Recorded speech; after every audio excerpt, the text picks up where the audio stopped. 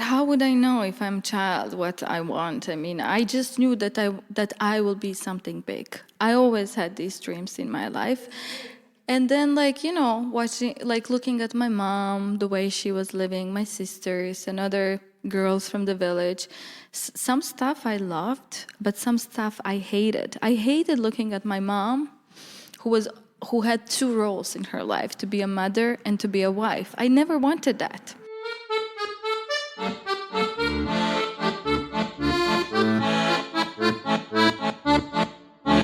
Hello, my name is Patrycja Rozwora, and you're listening to Kitchen Conversations. This podcast aims to open up the mysterious and vague Eastern Bloc to a broader audience. For each episode, I'm inviting one artist or researcher, and together we explore their relation, interest, and the urgency to create within the framework of the post-Soviet sphere.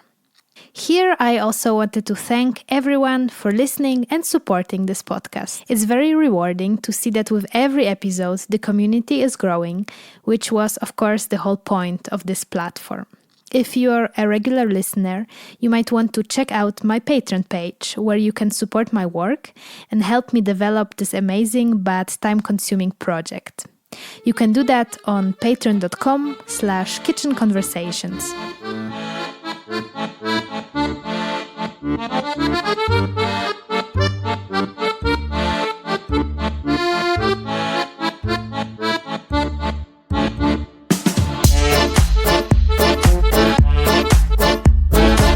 And today, as you already heard in the short snippet of this episode, I am very happy to have the pleasure to introduce to you an interdisciplinary artist, Selma Selman. Selma is originally from Bosnia and Herzegovina and is of Romani origin.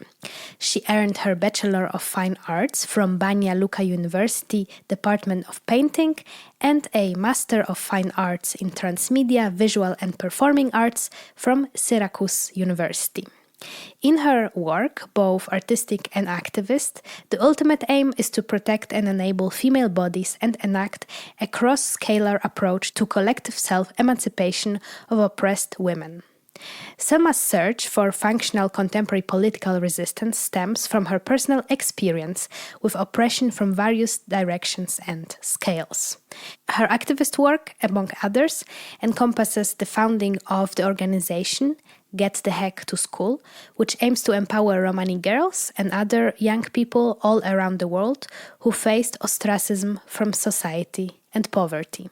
So, without further ado, I invite you to hear the stories of Selma and what sits behind her powerful pieces and performances.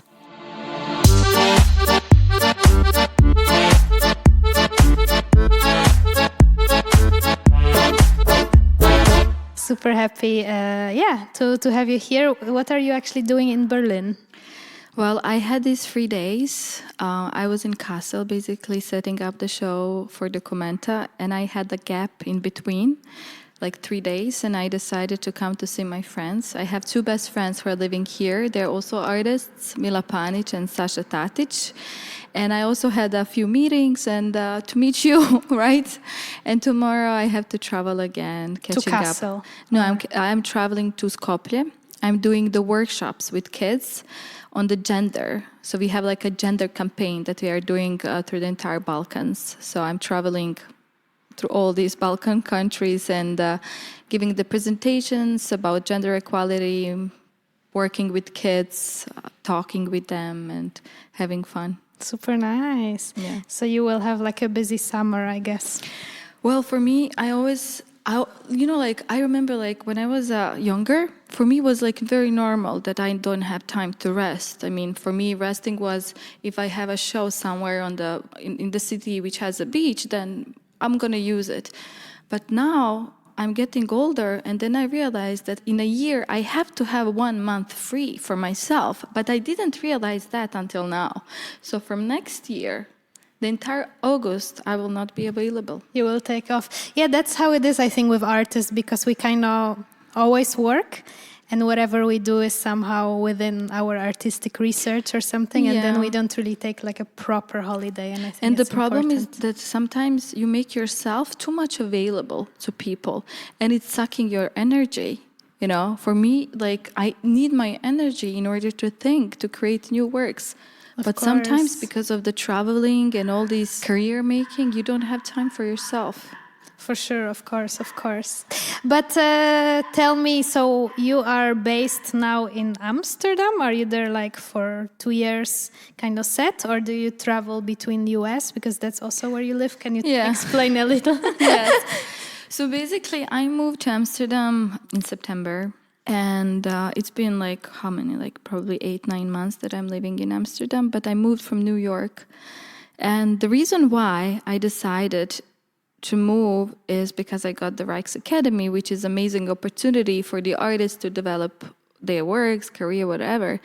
But when I was living in New York and working there constantly, I was thinking, I don't have time like to make the projects which I always wanted to do. And I was so far from my family that I could only go once in a year to visit.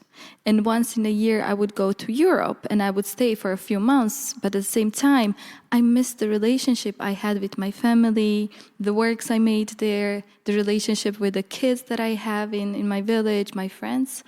And I was just looking like for some opportunity to come to me so I can just leave United States. Even though I have to say that I really had amazing time. I really learned a lot and made myself kind of what I am today from the United States. And then coming back to Europe made me start again from zero. But this zero was kind of full of new ideas. So I'm kind of very happy that I'm now in Amsterdam, in the city which is so small, so romantic, too much kitschy, but at the same time, I find these enjoyments which I cannot explain. It's very comfortable, I think, right? It does feel quite safe. If you find your crowds and your nice spaces to go, I don't know if you experience that. Maybe the biking is not so safe. Well, when I went there, I was like so scared from bikes. And the first thing, I got a bike and then I hit the white Dutch woman in the leg, and she started to yell at me in Dutch, and I was like so shocked. I didn't know what she's saying. I was like so scared that I will get a ticket now because I hit the woman. But finally, I'm very comfortable with the bike. And tell me, so where are you actually originally from? Like, how do you define yourself? I really like this. Before we go into my background, let's talk where I am now. Yeah. Well, originally I am from Bosnia, in a small town called Bihać, from the village Ružica. It's a Roma village. And I grew up basically there. I did my elementary school and then art high school. And then after the art high school, I moved to another city in Bosnia, in Banja Luka, where I finished my bachelor's degree. I basically graduated from the Academy of Art in Department of Painting. So I'm actually a painter, academic painter. Wow, that's because now you do like all kinds of things. I mean, the painting is still, I think, quite present, but but like bring us a little back to the first moment when you were like, I'm an artist, or you did something which was art. Can you recall something like that? You don't know that. How would I know if I'm a child what I want? I mean, I just knew that I will be something big. I always had these dreams in my life. That's beautiful. And then, watching, looking at my mom, the way she was living, my sisters and other girls from the village. Some stuff I loved, but some stuff I hated. I hated looking at my mom, who had two roles in her life, to be a mother and to be a wife. I never wanted that. And then growing up, my mom would always tell me, don't end up being like me. When she was angry at me, she would curse me. Don't be like me. And then after I grew up, I realized that that's the best advice I have ever got, from anyone. And that advice kind of made a space for me, because I was like, okay, now I can do something which is going to be a shock for my village. I'm going to make myself acceptable by the white, but also acceptable by my village. And I know that I will always live in limbo, but I'm going to make it. I will make myself independent, successful woman. Regardless what I'm going to do, I'm going to do it the best I can. How does it feel now when you go back to your mom, to your family, to the friends from there? Now I have enormous respect. It's very funny, but people in my village calls me Tito. Not only in my village, probably entire Bosnia. I'm like Tito for them. But Tito, which is not woman or a man. Tito, which represents a success who can lead a nation to the good path. So they see in me some hope, which is a lot of pressure for me as well. But it's not that I started to get that all of a sudden. It took time. I had to grow. And work, right? Of course, you have to work like crazy in order to get that respect. So it started when I was like younger, working with kids, advising them. And then later I made a foundation which is called Get the Heck to School. And then I made a studio in my village, which is art institution and library and media library. Then I created video festivals where I invite all villagers and people from the city together in one space and enjoy art. So many things. You did a lot. Yeah, yesterday when I was like preparing and researching, you did so many works, and I think, of course, we don't have time to speak about it all. But perhaps we could start, because you already mentioned your mom, that she was like this big inspiration to you. And I know you worked also with her on some projects. Maybe you would like to tell a little about the stuff you collaborated with your mom on.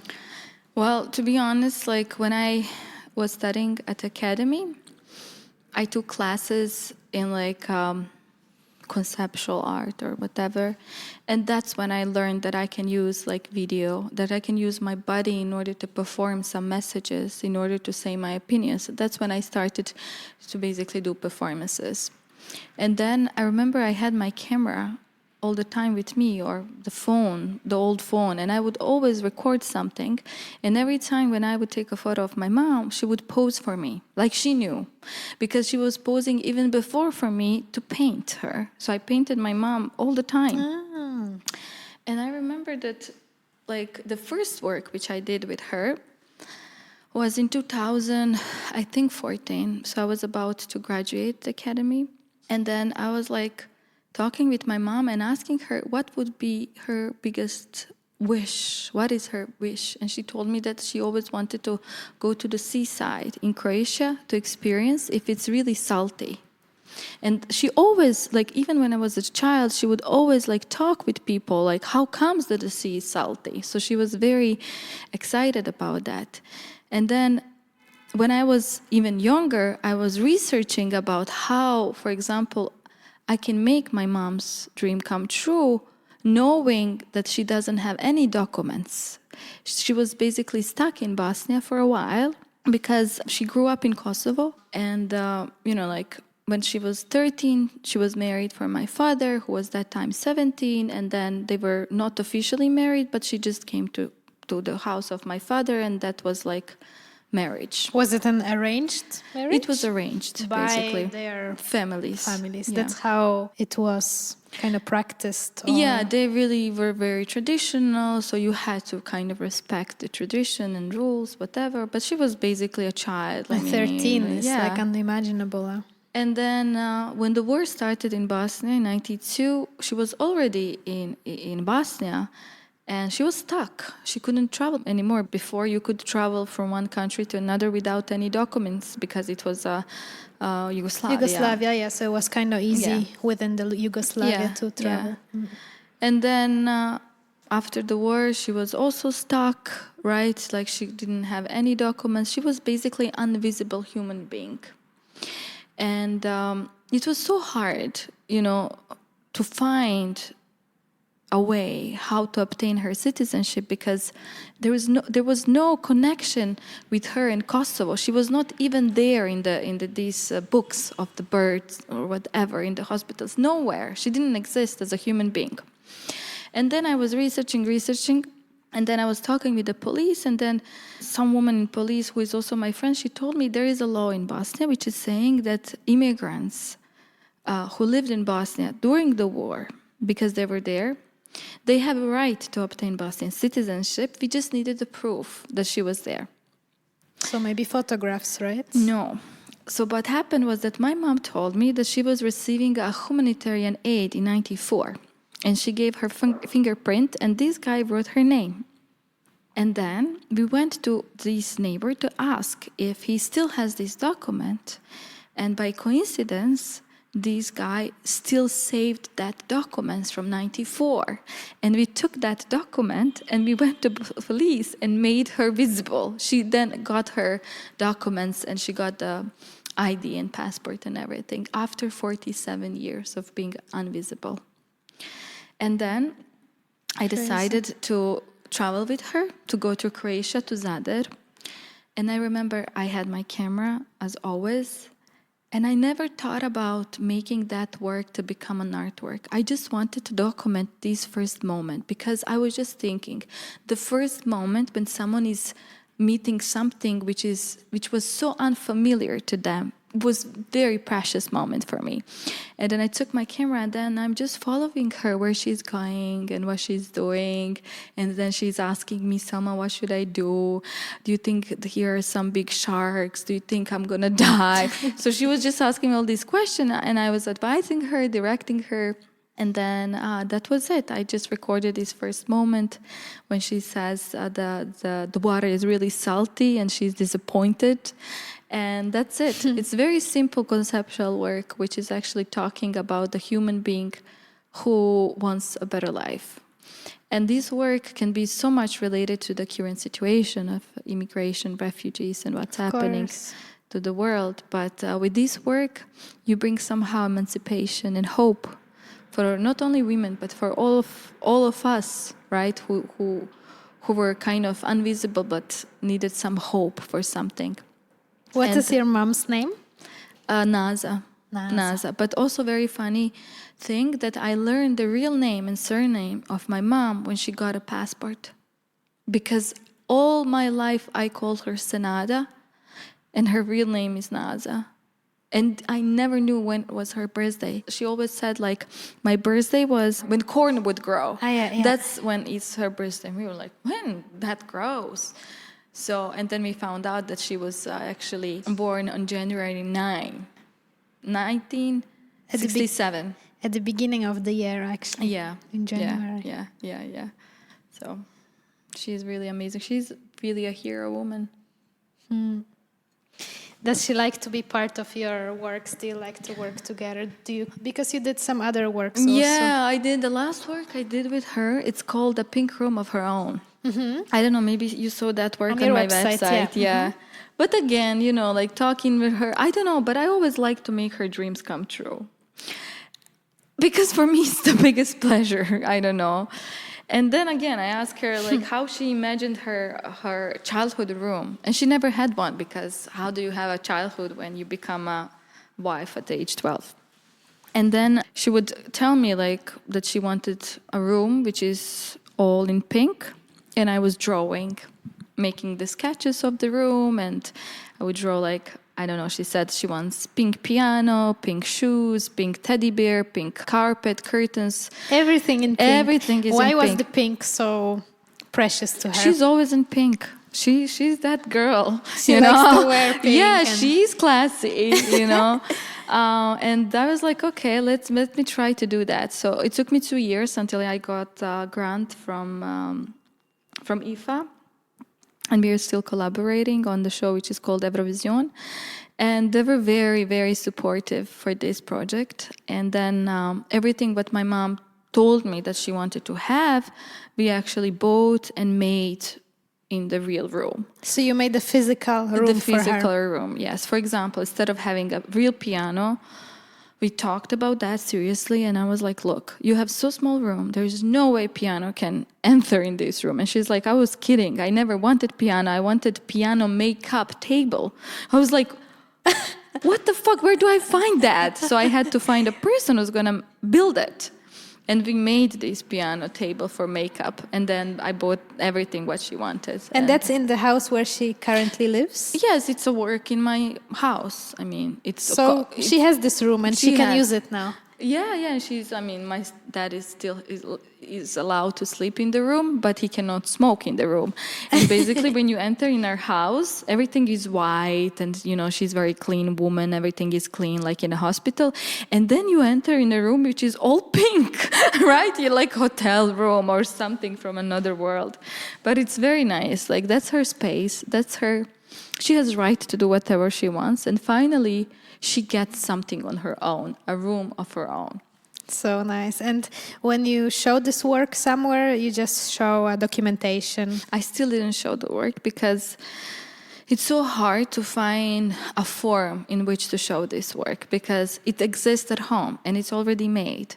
So now and it's private, right? You don't want to invite people to enter her room, no? Yeah, but I wouldn't have anything against if people would want to come to our house to meet my mom, to sit, to have a coffee and see the room. Some people did that. But at the same time, I was thinking, I don't want to build now another room in some museum just to have a room. No, because... And now I have some ideas how to present that work, but I need to make it a little bit ambiguous. People don't realize immediately, like, what is the room and why I made it. So I have some ideas which I have to experiment, and hopefully this year in Greece I will show it. All right.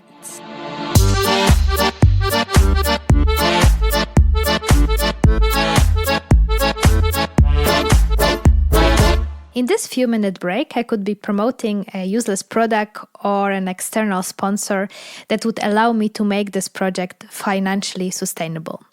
Yet, I want to use these few minutes to tell you more about my Patreon account that I mentioned already at the beginning of this episode to show how you, listeners, can support this podcast financially.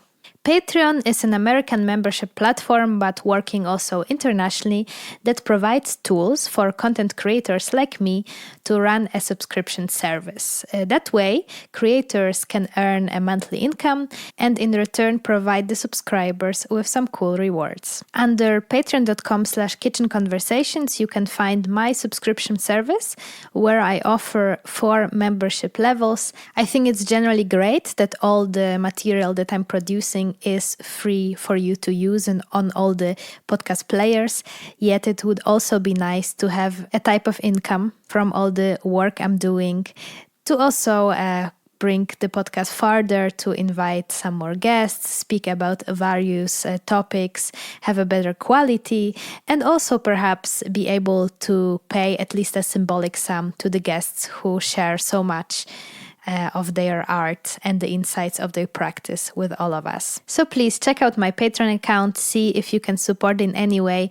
Otherwise, you can also share the podcast with one other person that you think could benefit and have an interest in it.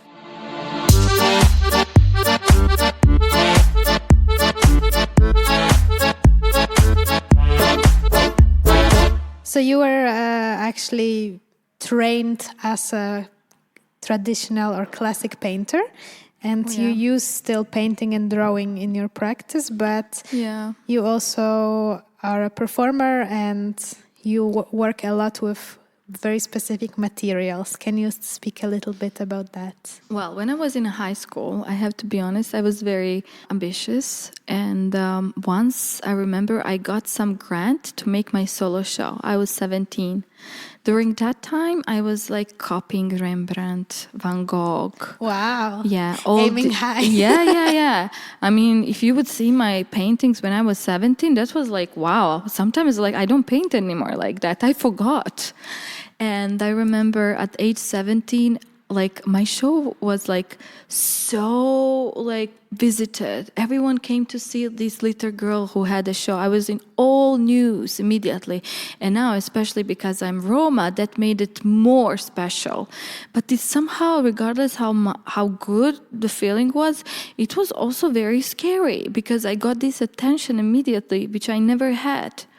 But I think that I was smart enough to know how to use it and not to destroy myself. Later, when I started academy, I was again, painting very, very realistically, like traditional, like, big portraits, right? Portraits, like women, figures.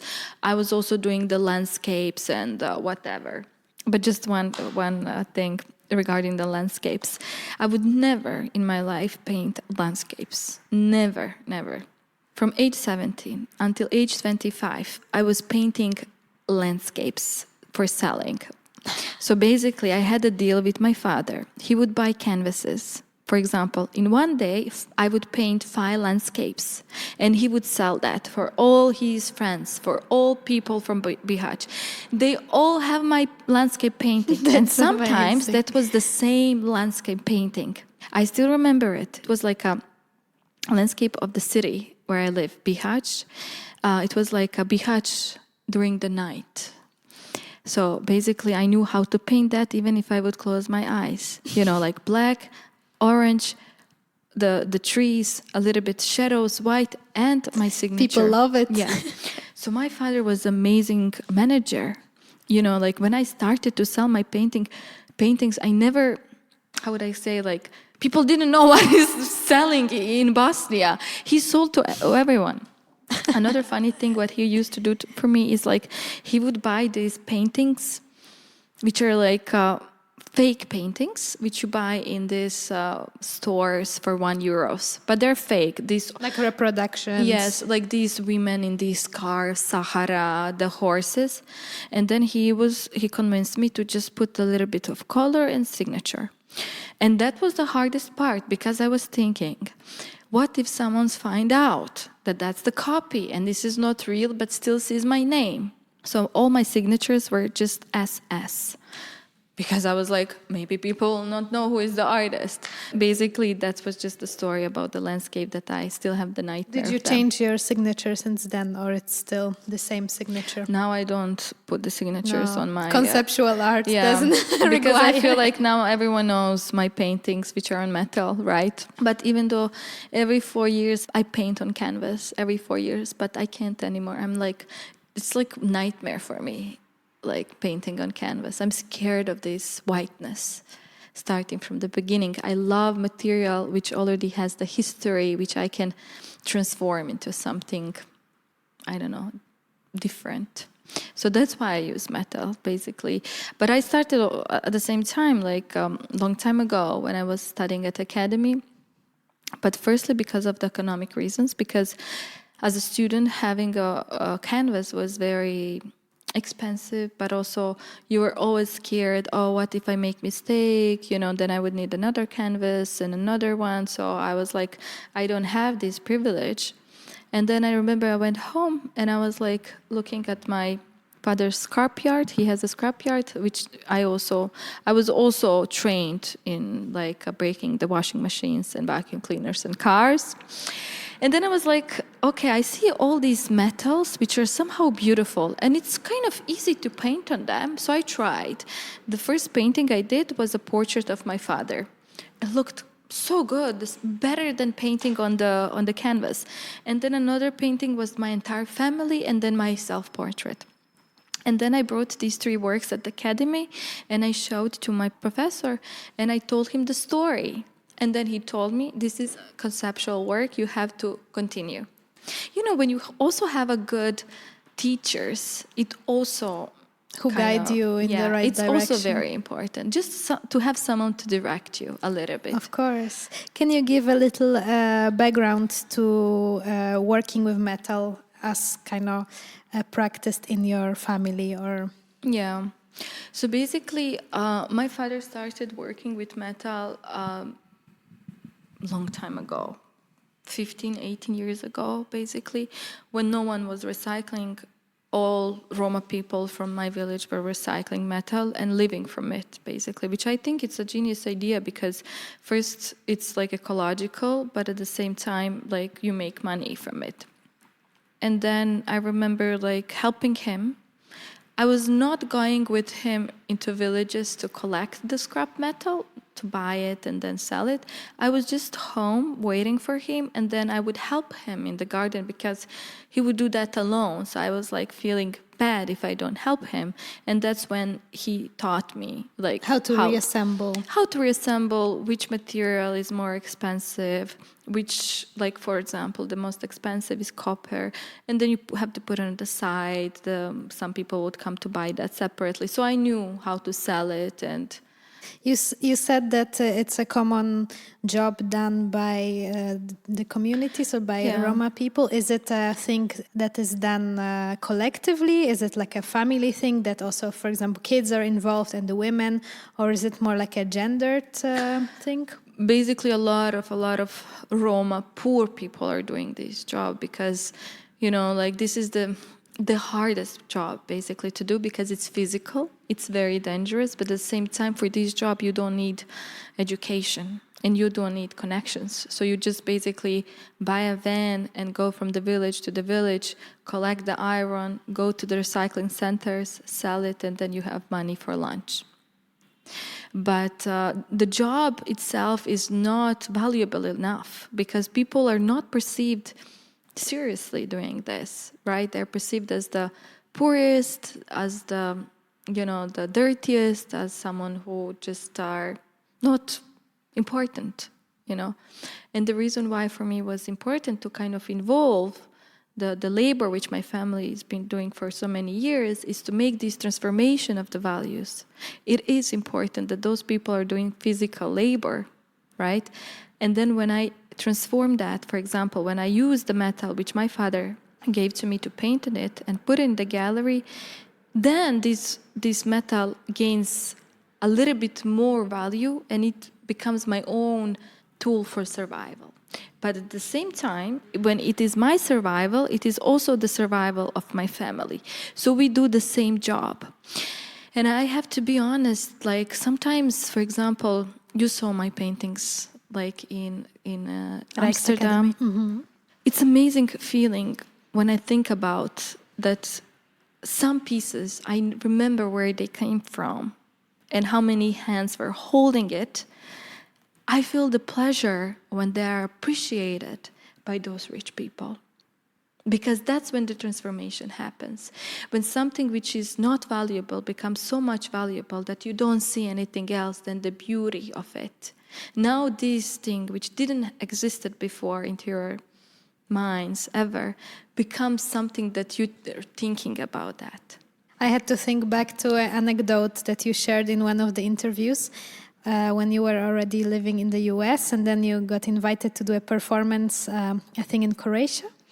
And then you were like kind of thinking what to do, what kind of performance to do in Europe. And you called your dad, and then your dad said, just smash a washing machine and the audience will be excited. And that's what you did, right? Yes, that's the most beautiful thing that I have with my entire family is this relationship where they really understand the art so much and they exactly know how I think, and what I want to do. And then, no, this was really happening. No, seriously. And not only that work, many other works as well, the titles of my shows, the titles of my works and everything. So many ideas I got from my father. But sometimes he's telling me as well, stop stealing my ideas and my work, So I have to do the compensation. I pay for that, believe me. I mean, they are part, right? You also did a performance with your entire family where you were disassembling or smashing a Mercedes. Can you speak a little bit about that? Yeah, so basically I remember 2019 I got this invitation to do a performance in Hamburg for Cross Festival, and they said, do you have some ideas? I was like, yeah. And I was like, can you buy me Mercedes? I want to smash it with my family. So people were laughing at me. And then I spoke with my father, and then I asked my father, my brother, and one neighbor as well from the village, would they do that performance with me? And they agreed, yes, if they would be paid. And then I have a talk with the director and I say, this is how much they want to be paid. You need to buy Mercedes. We need these tools. And this guy said, yes, let's do it. Amazing. I remember we had a meeting, my father, my brother, and my neighbor, and we were thinking about what to wear for the performance. And that's when my brother said, we should look like Matrix, like the film Matrix. And I was like, that's an amazing idea, because Matrix is about some future, something that we have to discover ourselves, because we're proposing something completely new to the audiences.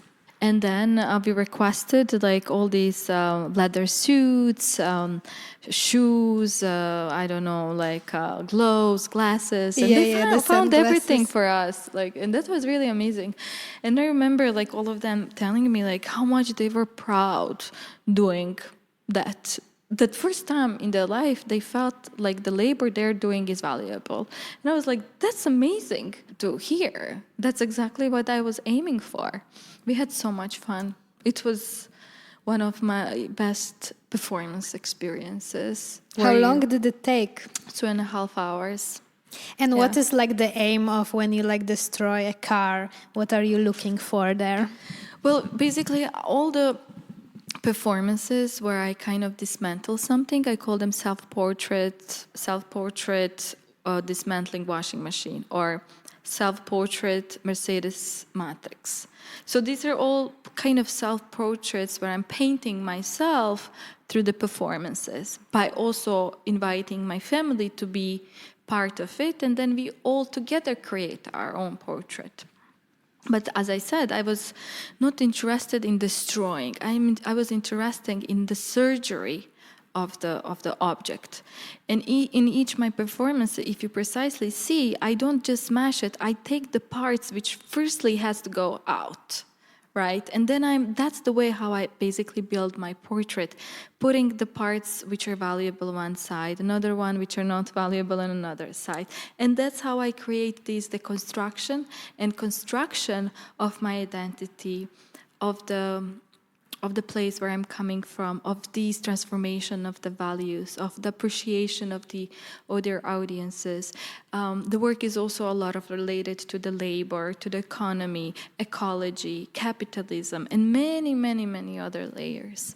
It just depends from which direction you see it. But also when you think about the symbols of the car, like Mercedes represents like a big symbol and value, and me, by transforming it, I am then destroying that value and giving it another value by creating something which I kind of dismantled. From what I understood, you also collect the most valuable elements, metals, and then create an object out of it which can be sold, and then the money can kind of come back to your community. Is that the circle you're operating in? Can you tell a little bit about I think you created this kind of axe? Yeah, that was the performance which I did last year. It's called Platina. And for that performance, of course, the performance always has to kind of be negotiated with the museums, if they will accept that, whatever, but also I talk with my family if they want to do it. So I'm always in both sides, always in limbo. And then we had a serious conversation about, okay, the idea of the performance was that I collect electronical waste. That was the initial idea. And that from the electronical waste, I recycle white gold. Unfortunately, no one in Sarajevo could help me recycle that, even though every year they throw 6 tons of the electronical waste and not use it. Again, I talked with my father. I was like, we cannot do that. What should I do now? And then my father was like, well, if you look deep into cars, there is like platina, which is white gold. But in order to recycle that, we have to buy cars, old cars, which have catalyzed converters in themselves. And then we have to cut the catalyzed converters, collect the black dust, work with the chemist, and extract the white gold. And that was the performance. The first part of the performance took place in the village, where entire village was looking for the cars with the catalyzed converters. Like how, in order to see if the car has a catalyzed converters, you have to look down on the car, under the car. So entire village was walking like on one side of the head and looking for the catalyzed converters, and the entire village would come to sell me, and then immediately the price got so high. Because I'm looking for the catalyzed converters. But finally, we managed to find 6 cars. 6 cars. Mm-hmm. And then the problem was like, there was no possibility to put those cars, to install them in the museum as a whole, because the doors were so small. And then we had to cut the cars in half just to have the bottom part. And then we have these 6 bottom parts of the cars, and then there's no way that we can use machines, to go through the stairs. So I had like 6 people helping me to put that from the entrance to the second floor of the museum, and I was directing them. And then we had these 6 cars in the museum, and then the performance was that I, together with my father, brother, and 2 other cousins, we were cutting these catalyzed converters, and then I worked with the chemists separately in the laboratorium, and then I managed to extract 33 grams of the platina, white gold, and then I created a small axe. How small is it? It's like 10 centimeters?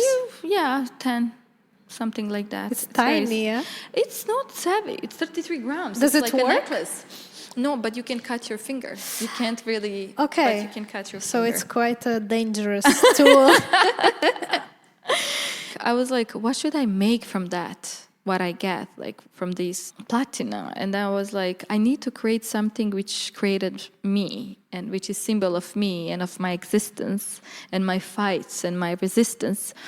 So I was like, the tool which represents me the best is the axe, because all the performances that I'm doing, I mean, almost all, I am like doing with an axe, because this is something that I used when I was working with my father, when I work in my performances. So I created this sculpture, basically, which is also like a tool, something for like jewelry.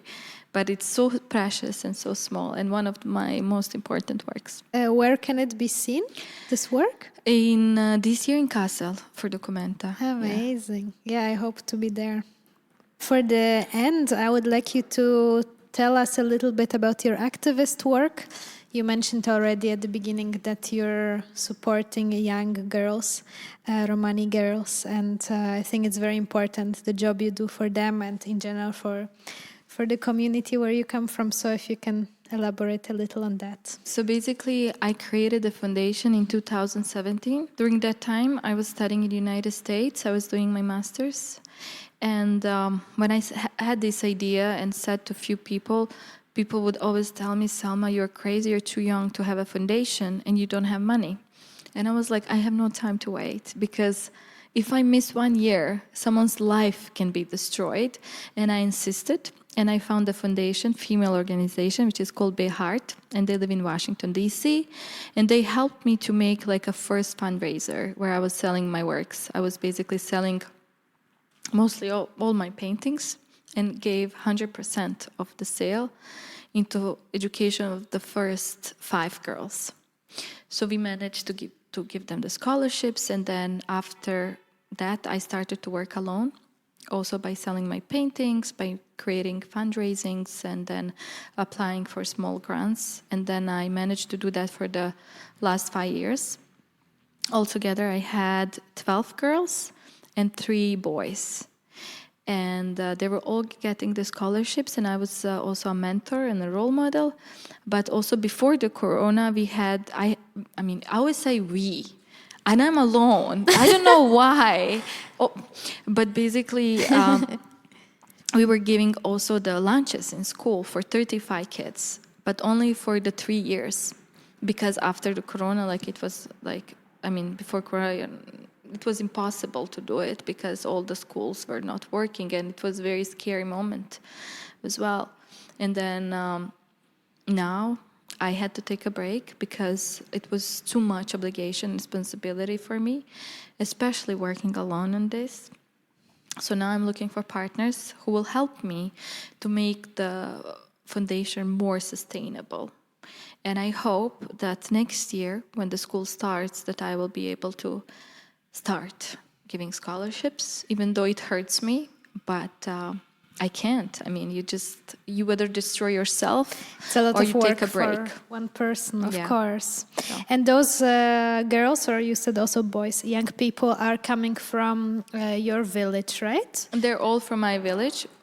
I know them. I mean, they all know me, so they cannot bullshit me. But I also want to kind of start kind of working with many other children from another cities to be more regional, like to have an open call that everyone can apply, And then, of course, I have to make selection from all of this. But one day, I hope that one day that foundation will manage to help to all kids in Bosnia who needs help, not only Roma, but all, but also in other countries. I also worked a lot in India, and I was supposed to go to teach in Tanzania, but, with life I have now, which is very crowded and busy, I need to take breaks because I need to first save myself. And I didn't know that before, but now I know, and then later I can continue with my activism. Of course. Because you're showing now your work in Kassel, the Dokumenta, also in Manifesta. Yes. Is that, which city is that taking place? It's in Pristina, yeah, Kosovo. And in Kosovo, exactly. The plan is also for me to have a big solo show in Berlin in like a year or two. Great. But also, like, if people wants to know more about me and my works, they can always email my assistant, and she's always available to send the portfolios where we have more works and more informations. Yeah, I was really positively surprised that you're so approachable. Since, from the outside, and I think that's the reality, it looks like you're quite an established artist and very busy, of course. But I always appreciate if you still find time for people like me, and that you came here. I really, really appreciate. Yes, of course. I'm very happy when I see young women doing something which is important, having the voice of many people to be heard, not only, German artists, but also us, like, who are coming from the different circumstances. And that kind of job has to be appreciated, and we need to give more voices and spaces, for young women. Not only young women, but for, of course, everyone. Because when you think about the art world, it's not fair sometimes. And in order to kind of get this respect where I am now or where you are, you have to work your ass off. And some people, they get everything on the table, because of their background. So we always have to fight 3 times more. Last but not least, now a little off topic, but it's part of tradition of my podcast. I wanted to finalize with speaking a little bit about your favorite food from home. From home. Since, podcast is called Kitchen Conversations. Okay. The idea, of course, is to, space which historically was, the kitchen was a space where you could kind of freely speak outside of the authorities, kind of ear and eye. But I also feel countries which I involve here in this podcast, or all these regions and cultures, do share somehow the tastes. So that's why I always ask each guest to share with me a favorite recipe. When you go home and maybe your mom cooks it, or maybe your dad, or maybe you cook it. Like, what is it? Well, I'm also very hungry, to be honest. I didn't eat anything from the morning.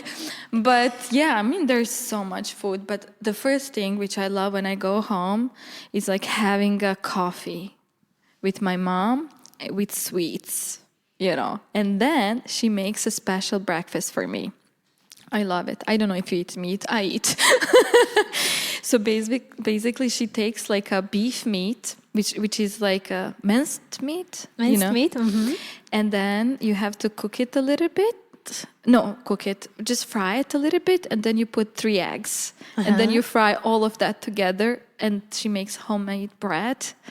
And then I eat that in the morning. For breakfast? Yes, it's the best breakfast you can ever have. It's so good. But I also like when she makes burek. Burek is so good. I love with cheese, so good. And with yogurt, amazing. Oh, and how is this first dish called? Is there a name for it, or is it just your mom's? The first one is called Čimbur. That's with minced beef and eggs. And the second one is burek, which is also with the beef meat.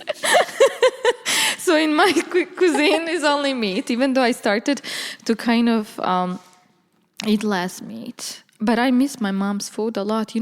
I miss this smell of home sometimes with food. Like when she makes these soups, with a lot of vegetables, which kind of makes you alive. You become like a real person again, okay? I miss that so much. Totally. And the coffee, is it like a special coffee? It's Bosnian coffee. People call it Turkish. We call it Bosnian. So It's a thing, right? You drink a lot of coffee there. Oh my God. It's a strong one also. Yeah, like at least 3 times. With sugar? Well, people in Bosnia, they all have diabetes. Many people. I'm fine because, I don't drink coffee with sugar, but everyone smokes, everyone drinks coffee, Yeah, but it's also in the culture, I feel, no? It's part of it. Yeah, it is. But sometimes it's like so pleasurable when you see people drinking so much coffee. It's like film of Jim Jarmusch, coffee and cigarettes. That's the story of our life, right?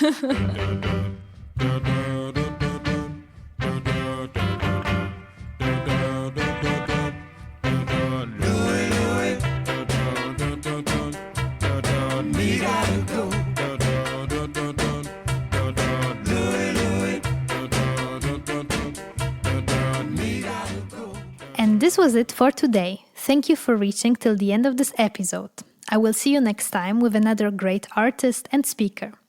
And as mentioned at the beginning, you can support this podcast via Patreon on patreon.com/kitchenconversations, or alternatively, you can also help me develop this platform by making a one-time donation, following my Instagram account, or leaving a comment on one of the podcast players.